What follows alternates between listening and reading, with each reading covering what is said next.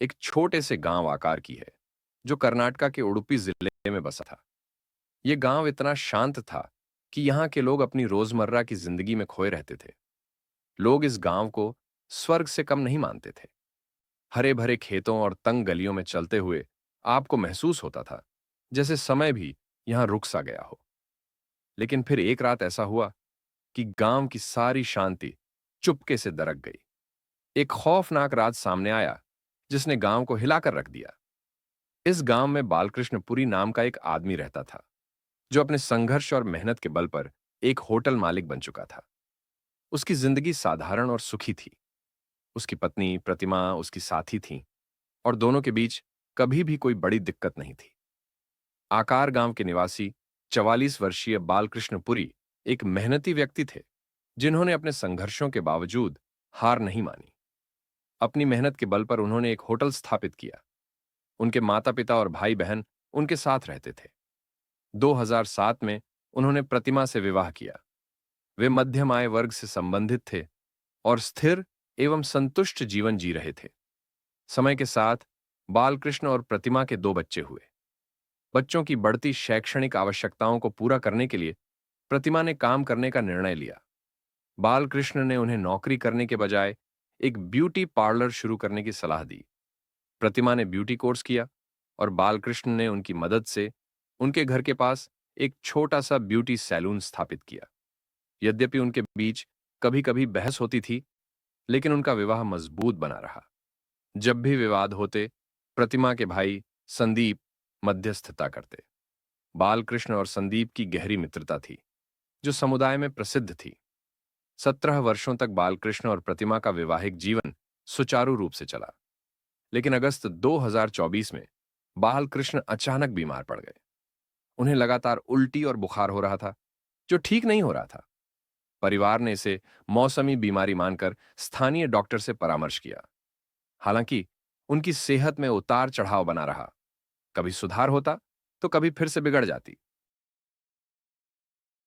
चिंतित होकर परिवार ने उन्हें कई अस्पतालों में दिखाया, लेकिन कोई भी डॉक्टर उनकी बीमारी का निदान नहीं कर सका। अक्टूबर 2024 में उन्हें बेंगलुरु के एक अस्पताल में भर्ती कराया गया, जहां डॉक्टरों ने अंततः उन्हें स्थिर और स्वस्थ घोषित किया। 19 उनके रिश्तेदार राहत महसूस कर रहे थे और उन्हें देखने के लिए उनके घर एकत्र। चिंतित होकर उस रात प्रतिमा ने सबसे रिक्वेस्ट की कि वे घर चले जाएं, यहां तक कि अपने भाई संदीप से भी, जो काफी परेशान लग रहे थे। प्रतिमा बार बार रोते हुए समझा रही थी कि बालकृष्ण अब ठीक हैं, बस उन्हें आराम की जरूरत है। उसकी आंखें सूजी हुई थीं, चेहरा उतरा हुआ था, और वह अपने पति के सिर पर हाथ फेरते हुए लगातार रोए जा रही थी। घर के लोगों ने भी नोटिस किया कि वह किस तरह बालकृष्ण के पास बैठी रही, धीरे धीरे कुछ बड़बड़ाती रही। कभी भगवान से प्रार्थना करती, तो कभी उनके सीने पर सिर रखकर सुबकने लगती। रात 11 बजे तक सब लोग घर चले गए। घर में अब बस सन्नाटा था। प्रतिमा भी भारी मन से सोने चली गई, लेकिन उसकी आंखों में नींद कहां थी। वह करवटें बदलती रही। सुबह करीब 3:30 बजे उसे प्यास लगी तो वह पानी पीने के लिए उठी। गिलास में पानी डालते हुए उसकी नजर बालकृष्ण पर पड़ी और वह ठिठक गई। कुछ अजीब था। वह जल्दी से उनके पास गई, लेकिन उनके शरीर में कोई हलचल नहीं थी। उसने घबराकर उन्हें हिलाया, पर कोई रिस्पॉन्स नहीं मिला। प्रतिमा के हाथ पैर कांपने लगे। उसका दिल जोर जोर से धड़क रहा था। उसने घबराकर पूरे घर को जगा दिया। कुछ ही मिनटों में पूरा परिवार बालकृष्ण के कमरे में था। कोई उनके हाथ पकड़कर देख रहा था, कोई उन्हें हिला रहा था, पर सबकी आंखों में डर साफ था। प्रतिमा जमीन पर बैठकर जोर जोर से रोने लगी। उसकी चीखें पूरे मोहल्ले में गूंज गईं। देखते ही देखते घर में कोहराम मच गया। जल्द ही रिश्तेदारों और पड़ोसियों की भीड़ इकट्ठी हो गई। एक स्थानीय डॉक्टर को बुलाया गया, जिसने पुष्टि की कि बालकृष्ण अब इस दुनिया में नहीं रहे। परिवार और गांव के लोगों ने मान लिया कि लंबी बीमारी की वजह से उनकी मृत्यु हो गई। माहौल गमगीन था। प्रतिमा जमीन पर बैठी सिर पटक पटक कर रो रही थी। उनके आंसू थम ही नहीं रहे थे। संदीप और अन्य रिश्तेदारों ने उन्हें संभालने की कोशिश की, लेकिन वह बेसुध हो चुकी थी। घर वालों ने जल्द से जल्द अंतिम संस्कार की तैयारियां शुरू कर दी। बालकृष्ण के शव को नहलाया गया, सफेद कपड़ों में लपेटा गया और फिर सभी लोग उसे अंतिम संस्कार के लिए श्मशान घाट ले गए। संदीप और कुछ करीबी दोस्त भी साथ थे। सभी की आंखें नम थीं। जैसे ही शव को चिता पर रखने की बारी आई, एक पुरानी परंपरा के अनुसार संदीप और उसके दोस्त ने अंतिम बार बालकृष्ण के चेहरे को देखने के लिए सफेद कपड़ा हटाया। इसी दौरान एक दोस्त की नजर बालकृष्ण की गर्दन पर गई। हल्की रोशनी में भी कुछ असामान्य नजर आ रहा था। उसने ध्यान से देखा और घबराहट से देखने के लिए टॉर्च जलाई, और जो दिखा उसने सभी को सन्न कर दिया। बालकृष्ण के चेहरे और गर्दन पर लाल निशान थे, कुछ ज्यादा ही गहरे और संदिग्ध। संदीप में कुछ खटा। तुरंत चिता को आग लगाने से रोक दिया और शव को ध्यान से देखने लगा। अब तक अन्य लोग भी चौकन्ने हो चुके थे। उन्होंने तुरंत पुलिस को सूचना दी और शव को वापस घर ले जाने का फैसला किया। कुछ ही देर में पुलिस पहुंच गई और शव को पोस्टमार्टम के लिए भेज दिया गया। प्रतिमा, जो अब तक बेसुध रो रही थी, अचानक चुप हो गई। उसके चेहरे पर चिंता और घबराहट के मिले जुले भाव थे। संदीप को अब पूरा यकीन हो गया था कि कुछ गड़बड़ जरूर है। उन्होंने प्रतिमा से उनके बारे में पूछा। उन्होंने दावा किया कि घबराहट में उन्होंने बालकृष्ण पर पानी की बोतल फेंकी, जिससे ये निशान बने। लेकिन संदीप आश्वस्त नहीं थे। संदीप अपने संदेह को दूर नहीं कर सके। उन्होंने बालकृष्ण के पिता संजीव पुरी से पोस्टमार्टम कराने की अनुमति देने का आग्रह किया। मामले की गंभीरता को समझते हुए संजीव ने सहमति दी। 21 अक्टूबर को बालकृष्ण के शरीर का पोस्टमार्टम किया गया और अगले दिन उनका अंतिम संस्कार किया गया।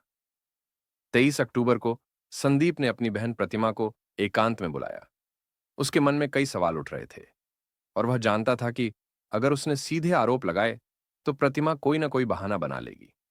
उसने पहले सहजता से बात शुरू की, यह दिखाने के लिए कि वह सिर्फ हालात समझना चाहता है।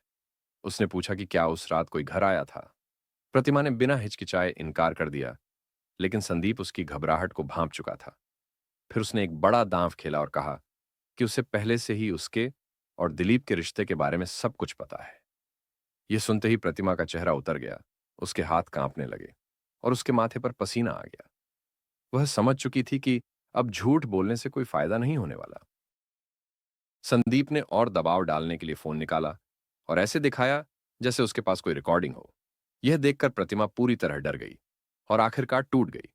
उसने सुबकते हुए कबूल किया कि जिस रात बालकृष्ण घर लौटा था, उसी रात उसने दिलीप को फोन किया और कहा कि अब और इंतजार नहीं कर सकती। जैसे ही घर के सभी लोग सो गए, उसने दरवाजा खुला छोड़ दिया और रात करीब 1:30 पर दिलीप घर में घुसा। वह काले कपड़ों में था और चेहरे पर रुमाल बांधे हुए था ताकि कोई उसे पहचान ना सके। प्रतिमा ने इशारे से उसे बालकृष्ण के कमरे की ओर जाने को कहा, जहां वह गहरी नींद में था। कुछ देर तक दोनों चुपचाप खड़े रहे, जैसे खुद को मानसिक रूप से तैयार कर रहे हों।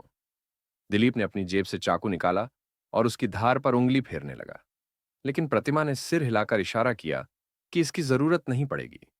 प्रतिमा ने धीरे से बालकृष्ण के हाथ पकड़ लिए ताकि वह हिल ना सके, और दिलीप ने तकिया उठाकर धीरे धीरे उसके चेहरे पर रख दिया। अचानक संघर्ष शुरू हो गया। बालकृष्ण छटपटाने लगे, लेकिन उनकी ताकत अब पहले जैसी नहीं थी। प्रतिमा ने पूरी ताकत से उन्हें दबाए रखा ताकि वह खुद को छुड़ा न सके। कुछ ही मिनटों में उनका शरीर निढाल हो गया और कमरे में सन्नाटा छा गया। प्रतिमा हांफते हुए पीछे हट गई। उसकी आंखों में आंसू थे, लेकिन दिलीप ने उसे झिड़कते हुए कहा कि अब पछताने का कोई फायदा नहीं। इसके बाद प्रतिमा ने जल्दी से घर को ठीक किया, दिलीप को बाहर निकाला और दरवाजा बंद कर लिया ताकि किसी को कोई शक न हो।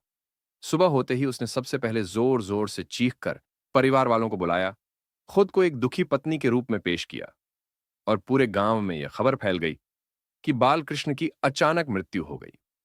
लेकिन संदीप को कुछ ठीक नहीं लग रहा था।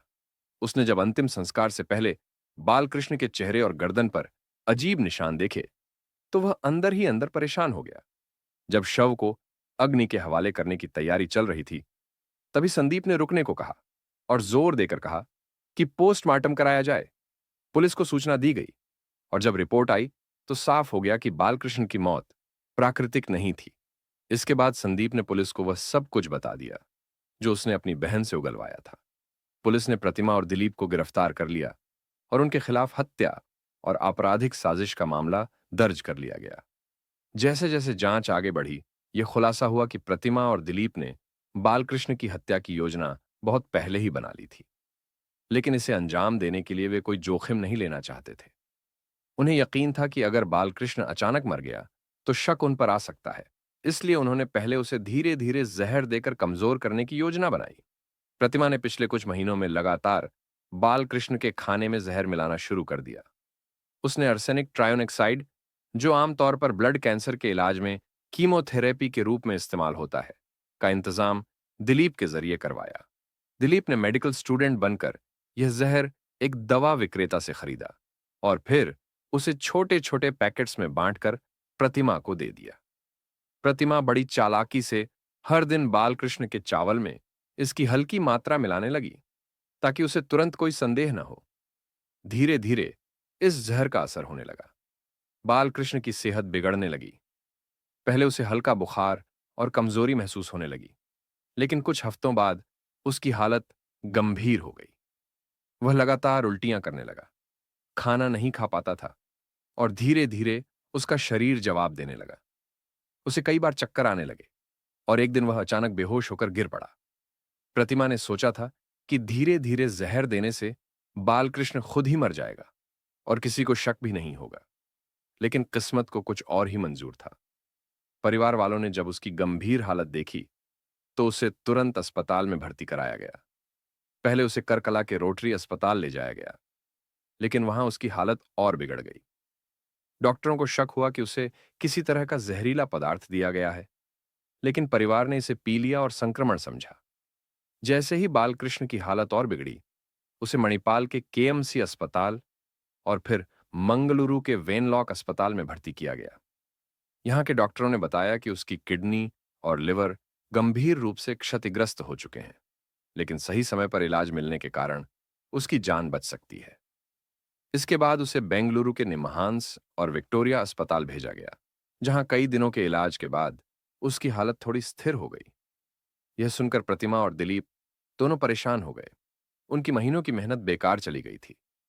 बालकृष्ण बच गया था, लेकिन अब उसकी तबीयत पहले जैसी नहीं रही।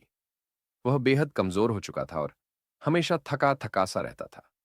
यही वह समय था जब प्रतिमा और दिलीप ने फैसला किया कि अब धीमी मौत का इंतजार नहीं किया जा सकता। अब उन्हें इस काम को एक ही रात में खत्म करना था। यही सोचकर उन्होंने बालकृष्ण की हत्या की दूसरी और आखिरी साजिश रच डाली। जैसा कि चार्जशीट में दर्ज है, प्रतिमा ने पुलिस के सामने अपना जुर्म कबूल करते हुए पूरी कहानी स्टेप बाय स्टेप बताई। उसने बताया कि कैसे एक छोटे से फैसले ने उसकी पूरी जिंदगी को बर्बाद कर दिया। जब उसने अपने घर के पास एक ब्यूटी पार्लर खोलने का फैसला किया, तो उसे लगा था कि यह उसकी खुद की पहचान बनाने और घर में कुछ आर्थिक सहयोग देने का जरिया बनेगा। लेकिन यही पार्लर उसके लिए ऐसी दुनिया का दरवाजा खोल देगा जिसका अंदाजा उसने कभी सपने में भी नहीं लगाया था।